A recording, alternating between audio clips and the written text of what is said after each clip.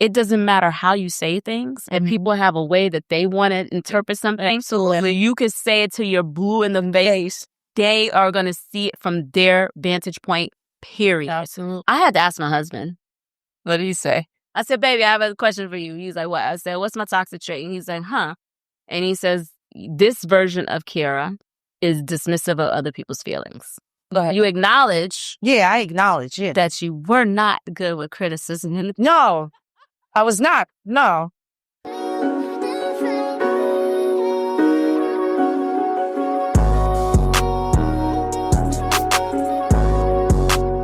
Welcome to another episode of Not Your Average Aunties. I'm Joe. I'm Key. And I'm Jay. We're not your average aunties. We're not. We keeping it raw, real, and relatable. Yes. So today's topic, what we talking about today, ladies? Oh. What is your toxic trait? Are you going to be real with us and tell us what it is, or you want people to figure that out? Sometimes it's not always obvious, even to the person that don't even about themselves. They don't even know half the time what their damn toxic traits are. You right about that. You right about that. Let's define it first. Go on. A toxic trait is a behavior, habit, or mindset that negatively impacts relationships, interactions, or even your own personal growth. Mm-hmm. These traits are often rooted in insecurities, past experiences, or unassigned issues, and they can manifest in ways that are harmful to the individual and those around them. Absolutely. Examples include being overly critical, passive-aggressive, yes, controlling, or dismissive of others' feelings. I have some other examples of stonewalling, avoiding conversations, shutting down when things get tense, often confused when things take place. But it can feel as being dismissive, even when the shutting down could be over apologizing. Constantly saying you're sorry. It's a way to, I guess, kind of might be manipulative because you figure, I say sorry, they forgive me, I do the same dumb crap again. You know, it's repetitive kind of things. So yeah, scorekeeping.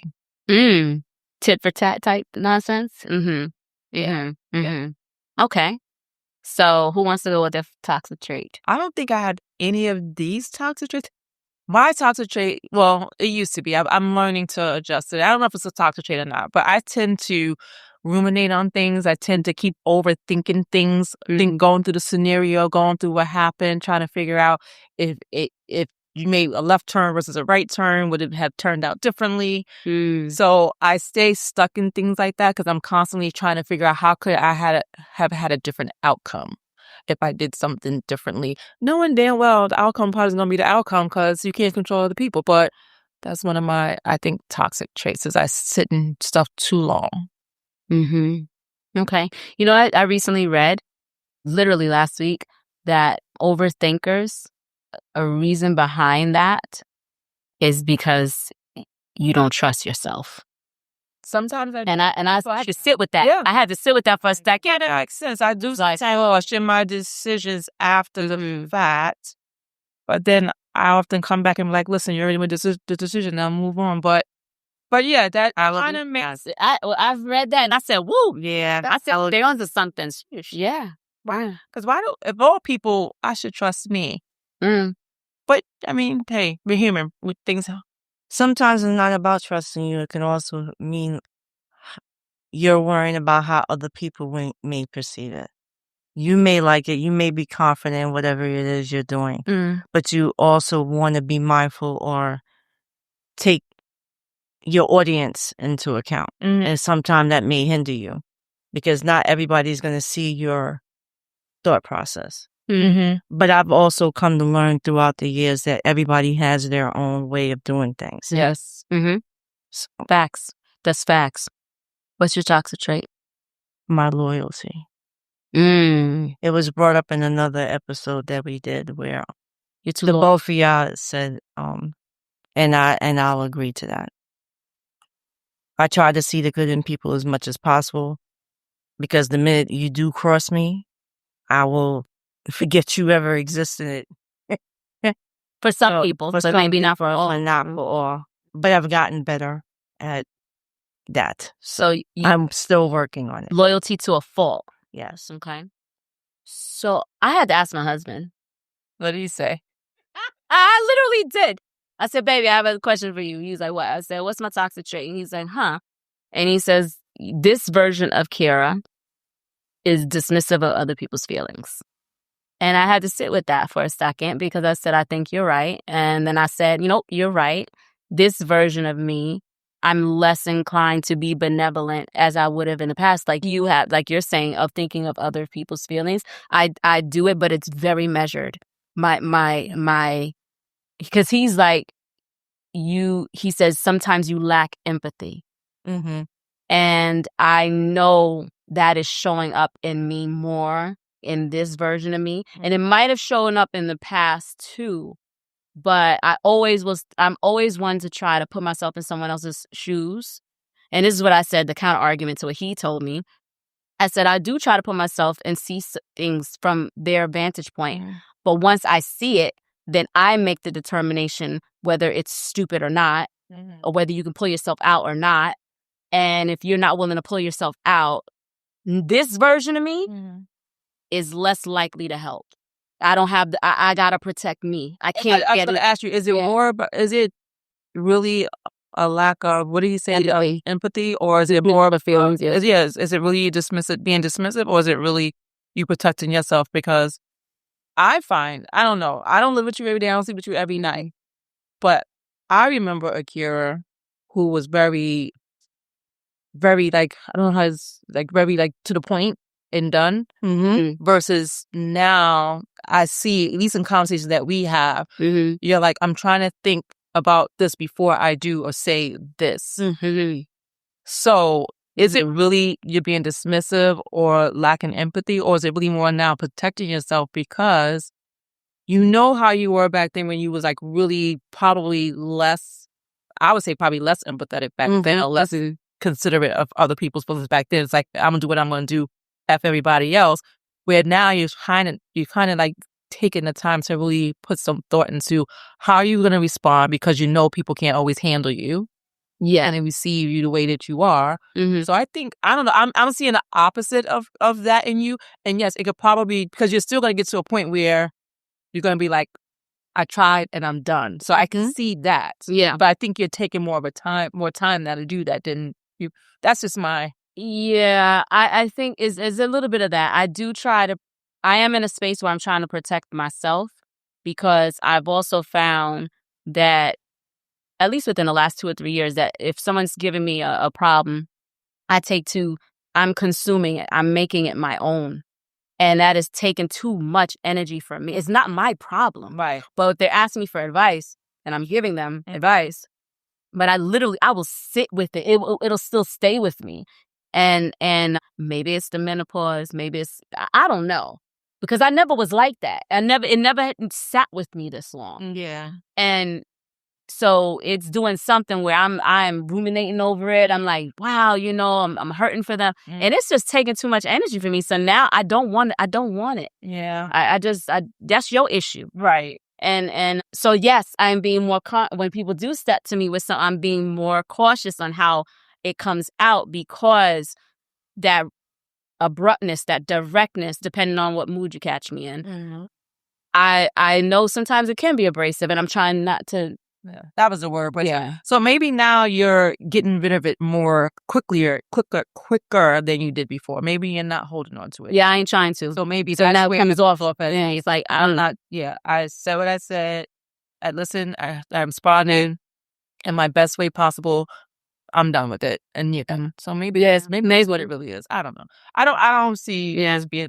I find you less abrasive now. That young fiery. I mean, you're still fiery now. You're still a firecracker now. Well, but I try to be mindful because people, like to your point, they're not ready for it. They can't handle it. And then I'm like, you know what? Sometimes y'all deserve it. Just saying. But yeah, I try not to ruminate over other people's issues. I got my own. Right. And I'm of the mind, like the same thing I used to preach to my kids. You can't save the world. Right. You can't take everyone. It can't come with you. I am adopting those same principles, and it's like either you're gonna figure it out on your own, or if I can't help you. I don't have the capacity anymore. Or at least this version of me. Who knows what the future may hold. So now that we've all identified our toxic traits, or ones we think we know we have, Kira was smart. She would ask somebody else. Are you trying to work on those things? Or are you trying to make adjustments? I can do one better. What? I gave you what I thought mine was. So in line with your thought process, what do you think mine is? Well, can we answer the question I posed first? I like her question. I like your question. So what? Go. Or do we want to reverse? Do you want to just address your question then come back to mine? Okay, let's address her question. So what do you think Joe's toxic trait is? Joe can get fixated and stubborn, and it's hard for her to let things go. So I think you hold on to things. I agree. I love you. Yeah. Mm-hmm. But you do hold on to things. Yeah. And I think you have some that you're constantly coming back to things that like probably happened, God, I don't know how long ago, but it sticks with you. You hold on to things. From how long ago? I don't know. It could be anything. I'm just saying you bring things up that we've had conversations recently about stuff that happened God knows how long ago. Not recently, but since I moved to this state, I'll just say you brought things to me in a conversation about stuff that happened years ago that I'm like, wow, why are we even talking about this now? But I entertained the conversation. It was okay. It wasn't like nothing bad, but you have to remind me of this. I don't remember. But I do see that you do tend to hold on to things, and I think sometimes because I don't know, maybe in the moment something triggered it, or it bothered you. Maybe it went unaddressed. I don't know, but it's usually unanswered questions or maybe it's because my feelings are being dismissed. Or maybe yes, so it's something to occur. Yes. Harping on it, you said I am getting my point across. Yeah. So usually when I'm doing that, that means that my feelings are being dismissed. Or that's how I'm feeling in that moment. Okay. So if I want to respect you when you give a point, I expect the same in return. Absolutely. That's fair. Got you. That's fair. Okay. So what do you think ours is? We share the same. What do you mean? She's letting go more. Like, if a point is being brought to the realm and she's not in agreement with a comment that either one of us make, she will harp on it or keep going to make sure her point gets across. Now, before, she didn't care about our feelings. It would just come out. And that was one of the things I loved about her, because she was raw with her thoughts. But I wouldn't say now she's careful with what she says. Yeah. And I didn't think she didn't care. She just, if it doesn't person. She said what she has to say. And that's what I appreciated about her as well. So, and she still does it. She just does it a little bit more tactfully. Right. Yeah, I try to. Because it depends. If it's somebody that I love and care about, I do want you to see and understand my vantage point, right? Now, if it's somebody, but even if it's not, if it's just someone that I'm like, hey, this is an important thing that you need to know, I'm going to try to articulate in a way that you can digest it. What I've learned over the years is that it doesn't matter how you say things. If people have a way that they want to interpret something, absolutely, you could say it till you're blue in the face. They are going to see it from their vantage point, period. Absolutely. And they will be dismissive of it. So I've learned, why am I wasting my breath? I already said it one time. I may say it 2 times. And you know the saying, sometimes people need to hear things 7 times before they get it. I'm not going to say it 7 times. You got 3 times with me. And after that, it's like, yeah, we're at an impasse. And I can't. Yeah. So now I separate myself. Which is interesting, because I had some friends that say to me, you know, because I can be by myself without no problem. And someone recently said to me, they need to be around people. And they were like, I never known you to, meaning me, to be by yourself. And I'm like, did you really know me? Right. Did you really know me? Because I can be, and the reason why they say that, I realize that because they always see me in a gathering, a party, and this, and I'm very social. Yeah. But my battery runs dead and I could be a social and the life of the party, and then after that I'm like, I got to be by myself. Just so she disappeared. I would disappear. I said Irish because it's like, okay, it's enough, you know. And so that when they made that comment to me, I'm like, do you really? Maybe you don't. You just know me in this setting. You don't really know me. Yeah. So I don't know. I think we're veering off. Okay, so we told her toxic trait. And she's trying got to tell her. Right. So mine is dismissive of feelings. That's what you're saying? A little something, yeah. For sure. Okay. Yeah. I agree. I could acknowledge that. Mine?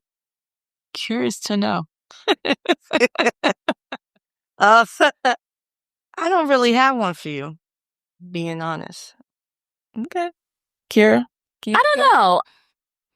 I think I don't think you have one. I mean, like, I can see how you can ruminate over things and overthink. That I do. I can see that. But it's something that's like gonna be. That's not something to me that's gonna like bother or me. That's something that's gonna. It's my That's your situation. That's my stuff. So that's why I'm saying for me, externally, I don't see. You got good vibes. You do what you got to do. I don't really see, like, I don't know. I guess the reason why I don't have one, because even though we've known each other for so long, we've gotten closer over the last few years, because now we're really with each other. So makes sense. Yeah. Yeah, but I don't see anything like, because that begs the question. There could be toxic traits that are internal, like within yourself, that might not have an impact on anyone else, unless they're waiting for you to make a decision. Or if I come back, I made a decision, I'm come back and I'm questioning that decision. Yeah.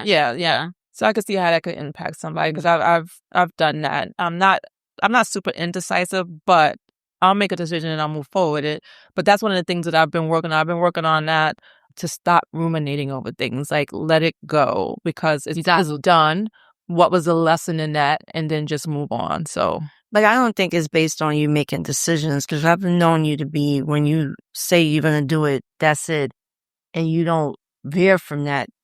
It may be an idea that you ruminate over, but that's when I make decisions on doing something for others. If I say I'm going to do it, I'm going to do it, and I will do it. But when I make decisions for myself, sometimes, or I'll say something that maybe I'll spit off an email sometimes, and this happens sometimes, mostly in I've identified this in the work environment. Let's start there. Yes. Okay. So where I would make a decision or something would happen, and I would sit there and think about it over and over and over and over again. What could I have done, said differently, done differently, and it kind of presented itself again to me last year, and I realized it. So I want to not get back in that space, because that's where it originally started at. And I had someone tell me, you can't sit in this. What was the lesson you got out of it? Right. Nothing else. And how are you going to think about things going forward? So I saw that starting to that behavior or that trait rear its head recently in the last quarter of the year. But then for me personally, I do it as well. I will make a decision and I'll be like, so now to avoid that, I'm taking sometimes a little bit longer to do things, because I want to make sure I'm not going to be having those kind of think backs and be like, oh, did I really want to do that? Or think about how could I do something differently. So I'm like making sure I'm slow to move and be more thoughtful and methodical in what I do, so I don't have those kind of things. So that's what I'm working on, so I don't have to deal with those things, but have that toxic trait. I will say the one that I can point out for myself is that I do tend to procrastinate. So it's weird, because I can be so spontaneous and do something, because I like things. Anyway, the wind blows, I'm going to, and then act on it. Oh, let's do this. Boom, let's do it. And we're doing it, right? But then equally, I get bored easily. So I can say, let's do this. And then if it's not giving me that energy that I want, it's like, this is boring. Let's move on. Right? But on the flip side of that, you would think someone that's like, ooh, let's do this, they constantly get things done all the time. For me, I will procrastinate. And that is not a good thing, because then I find myself like rushing against when I could have just avoided if I would have just got it. How do they say eat the frog, right? In the morning, right? You do the thing that you don't want to do first, get it done. Right. And sometimes I just be like, oh, I don't want to be bothered with this. You know, so since you already started talking about the steps that you were taking to overcome it, for me, now it's like if I have to do something, I get it done. Because historically in the past when I was younger, I got it done. Yeah. So I'm trying to get back into that mode of, come on, even if you know you don't like it, you got to get it done. The gratification of checking something off of that damn to-do list. It's a wonderful thing. It's a wonderful feeling. Check. And then I say, oh, I even did that too? But yes. Check. It's productivity. So it's like, and it could be anything, personal or professional. Yeah. It's like, so now, like they say, like I mentioned, eat that frog. You got to do it in the morning. Just get it done. And you'll feel so much better when you tackle the biggest task first. And then you're like, oh. Or the one that you just don't want to really touch. Because it could be small, but you just don't want to deal with it. Yes, get it out of the way. So, do you think people are really in tune with what their toxic traits are? I think it's hard for people to recognize it. Recognizing it, but also they probably don't even want to accept it either. Somebody tell them, like, was it? You didn't. I guess it wasn't hard for you to accept it when Richard told you because you agreed to it, and it was just kind of, I guess, confirmed here today. But I don't even think they want to accept it. I think so. So here's the thing: the reason why it's not hard for me to agree to is because I do so much self-reflection on myself. And is that a toxic trait? Because I've been doing it forever. I've been doing it since I was a I think that's just assessing and assessing. So when someone tells me something, I'm like, yeah, I know that. Now, sometimes I'm working on it. Sometimes there's reasons for it. Sometimes it's situational why I show up the way I show up in certain things. Yep. But so that's why it's easy for me to digest. But realize a lot of people don't do that self. They don't. I think it's a very so when they hear something that someone tells you about yourself, it's like a shock to their system, and then they become defensive. Right. And you're like, how? What are you talking about? Da-da-da-da. Because you didn't take the time to like sit with yourself and be like, this is how I am. Or they're just not in tune because more than one person to tell them the same thing, and they still don't believe it about themselves because they just don't. They see themselves. Don't do the self-reflection, and they don't think that way of themselves. They can't accept that. So it's crazy. I think I've gotten better with taking. Now I act all the time. But so taking. What do you mean? Now I've gotten better at taking in the criticism or taking in your thoughts, not just you. I've been asking everyone because I've been doing the self-reflection. So. But you acknowledge. Yeah, I acknowledge that you were not good with criticism. No, I was not. No, because people think some people are so addicted. The word criticism is negative, where it's not, and it's not. But I will also add that as you're receiving that feedback, listen to it, hear it, and assess it because it's not all good feedback. It's not all true feedback. So don't believe everything you hear from every person. As you're doing that self-reflection, as you're listening and taking in this feedback, look at the two and be like, do you agree or not agree? Because that's a part of the self-reflection. Yeah. It's not necessarily taking what they say is true, but it's also understanding, do I agree with what they're saying? And I have. Yeah. Because before, I would come at you, bye-bye, saying, no, that's not it. No. But now I have been more open to listening because I do want to grow and improve myself, period, just in all angles. Yeah. So that takes time, and that also takes you listening to to the people around you and finding, was there anything that I've ever done? Is there something that I'm doing now you think I can change? I'm always looking for advice. So, and I'll piggyback off what Janine said too, and especially for the listeners out there. It's just to reiterate, is super critically important that the messenger is someone that's not trying to malign you or do something malicious, because sometimes you could ask someone for their, feedback on something, and they're giving you something, but there's not a lot of truth to it. Right. You know what I'm saying? So that's why it's their mirror. Actually, you're their mirror sometimes. Sometimes you are their mirror, and and then they don't even want to acknowledge where they're wrong. So but they're so quick to point out you did it. Yep. You know, so sometimes it's even me. Anytime I listen to somebody, I'm like, okay, is what they're saying true? Mm-hmm.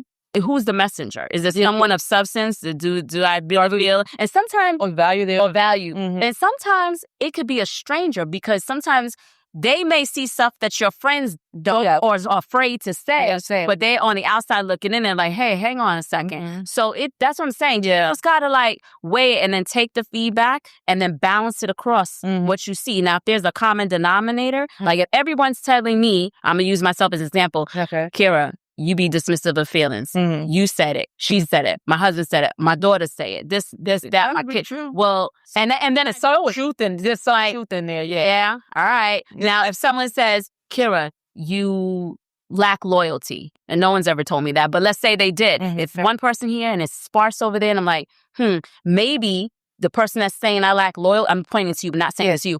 Maybe it's because of how I showed up in their world, by their standards of what they believe to be as loyal. But that doesn't mean that I lack loyalty. It just means that that person seeing me at this state, whatever it is, and however I showed up, and maybe, depending on the person, it could be warranted. Maybe that's all that. I was gonna say maybe it's I was gonna say so. That's why you always have to evaluate absolutely what in that they're not surely of your laws. You know, baby, that's why you're not showing up that way for them. But maybe you didn't know that. Like it could be one thing. You didn't know that, so now they're telling you. Yeah. And you could think about it. Or two, they are not even worthy of it. Like, who is this person that I need to be giving them my loyalty to? Exactly. Some of them not work. Child, they ain't names. Don't even get me started, child. I got a question. Can toxic traits be a result of past experiences or trauma? I had that same question. It can be. I think so. Yeah, I think so. I think most of them probably are from some sort of traumatic event, like whatever's trauma to that personal. Because what's trauma to me may not be traumatic to you, right? So I do think it comes from that. Like an example could be someone who doesn't trust anyone or anybody because they've never had anyone that showed up for them. So they have no one they have no way to say, okay, I can possibly trust this person, because any and everybody that I've ever encountered in my life failed me. I never could trust them. So they're not going to trust nobody, not ever, not never. That's true. That's right. I've been told that recently. You don't trust? That I'm not willing to, but you're not displaying or showing me that you're a person that can be trusted. Well, there you have it. There you have it. They go into actions. So you can sit here and talk until you blue in the face to me, but your actions are speaking louder than words. And until I see something different, that this is what you get. Yeah, listen, my father, may he rest in peace, he used to always say, talk is cheap. Yep. Talk is cheap. And it is sometimes. It is. People talk a good game, but they don't follow through. You ain't as fun as your word. So if you're going to tell something and you're not going to do it, then there you go. But if you say it and then you do it, then we know. Stand on business. And people don't do that. People talk, they talk. I'm going to do this. And then next thing you know, when it comes down, let's do, let me shut up.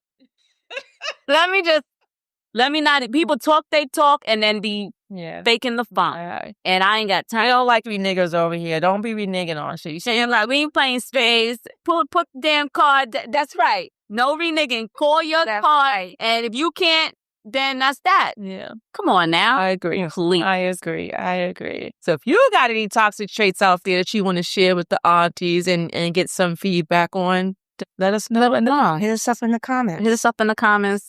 Share it and what you're doing to overcome it, because, we talked about how we are working to overcome ours, but there may be ways that you have overcome yours or helped a partner or friend overcome theirs that could be beneficial to others. So feel free to share in the comments so everybody can each one teach one, man. Yeah, absolutely. All right. So, until next time, everybody. Cheers.